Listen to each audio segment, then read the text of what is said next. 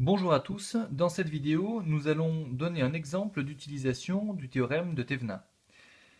Nous allons nous baser sur l'exemple suivant, un générateur E qui alimente une série de 4 résistances qui sont disposées de la manière suivante. Voilà, de cette manière-là. Et nous souhaitons connaître le générateur équivalent de Thévenin entre les bornes C et D. Nous allons nommer les résistances R1, R2, R3 et R4.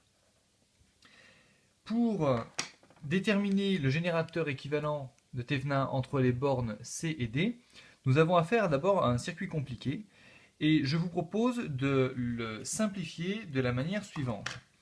Nous allons d'abord nous intéresser à cette première partie du circuit entre les points A et B que je viens de noter. Je vais reproduire cette partie du circuit juste en dessous pour pouvoir travailler de manière séparée sur cette première moitié de ce que nous ferons dans quelques minutes, la deuxième moitié du circuit. Nous avons ici R2, ici R1 et nous avons le point A et le point B. Je vous propose donc d'utiliser une simplification de cette partie-là, et pour simplifier cette première moitié du circuit, nous allons utiliser le théorème de Thévenin, justement. Nous allons donc nous retrouver à faire une première fois cette simplification avec le théorème de Thévenin, et puis nous insérerons le résultat obtenu entre les points A et B, et nous aurons une deuxième moitié de circuit ici relativement simple, sur laquelle nous pourrons appliquer une deuxième fois le théorème de Thévenin. Alors, sur ce schéma-là, nous allons déterminer les caractéristiques du générateur de Thévenin. Commençons par la tension de ce générateur. Je pars du principe que vous connaissez ce que c'est que le théorème de Thévenin.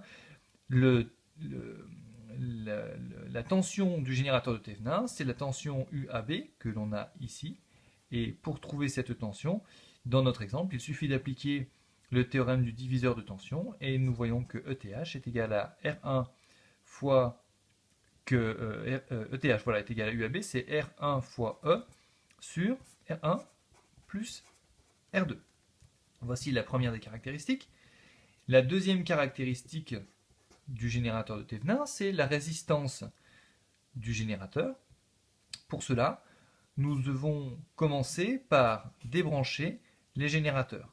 Et débrancher les générateurs, cela veut dire remplacer un générateur de tension par un fil, ce que nous avons fait ici, et remplacer un éventuel générateur de courant par un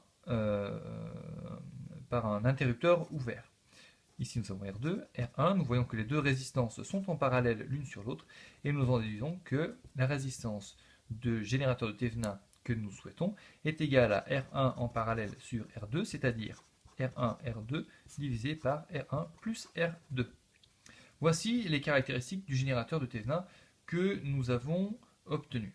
Ce que nous allons faire maintenant, c'est que nous allons remplacer la partie gauche ici en violet de notre générateur par la partie que nous venons d'obtenir. C'est ce que je vais faire ici. Entre les points A et B, je vais maintenant placer non plus la partie complète de notre circuit initial, mais le générateur de Thévenin que nous avons obtenu il y a quelques minutes.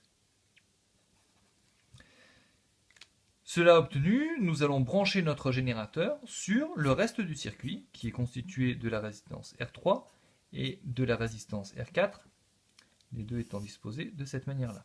Je vous rappelle que le but, c'est de déterminer le générateur de Thévenin égal correspondant à l'ensemble de ce circuit. Et nous allons donc maintenant pouvoir calculer les deux caractéristiques ETH et RTH de ce circuit-là maintenant. Alors pour bien différencier le ETH et le RTH, donc le circuit de Thévenin de ce circuit dans son ensemble, pour bien le différencier du premier, je vais indicer en disant RTH1, RTH1, ici RTH1, ETH1, pour la première moitié, celle que j'ai obtenue il y a 2 minutes. Et nous allons nous attaquer à l'obtention de ETH2. Donc, nous cherchons la tension UCD. Et pour la déterminer, nous allons appliquer encore une fois le théorème du diviseur de tension pour obtenir que ETH2 est égal à R4 fois ETH1 divisé par R4 plus R3 plus RTH1, dans la mesure où ces deux résistances-là sont en série.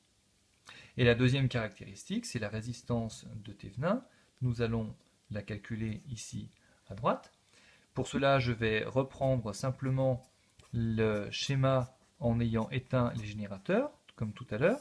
J'ai ici RTH1, j'ai ici R3, ici R4, et nous cherchons la résistance équivalente entre les points C et D. Nous voyons que la résistance R4 étant en parallèle sur R3 plus RTH1, nous avons donc la résistance de Thévenin 2, équivalente à ce que je viens de dire, R4 en parallèle sur R3 plus RTH1.